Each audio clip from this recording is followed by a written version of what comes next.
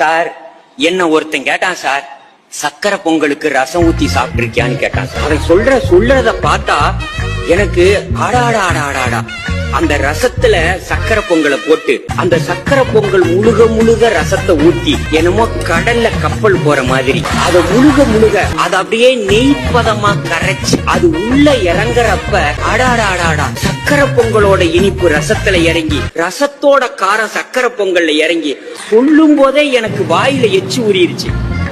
உடனே வீட்டுல போய் ஒரு அடுப்புல சக்கரை பொங்கலை வை, ஒரு அடுப்புல ரசத்தை வையின்ட்டு. ஏன் நல்லா தானே வீட்டை விட்டு வெளியே போன, இப்போ உனக்கு என்னாச்சு? 1 மணிக்கு வந்து ரசம் வைய சக்கரை பொங்க வையுங்கிற, ஏன் இப்படி வீட்டுல பொங்க வைக்கிற 1 மணிக்கு? அப்ப நான் இல்ல வையின்னு அத வச்சுட்டு கரைச்சி சார் வாய்க்கு கொண்டு போகல சார், மூக்குக்கு கூட கொண்டு போக முடியல சார்.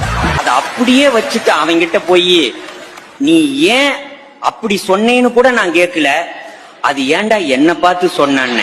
அவன் சொன்னான், நீ சாப்பிடுற அழக பார்த்தேன், நீ எதை வேணுமானாலும் சாப்பிடுவேன்னு எனக்கு தோணுச்சுன்னா.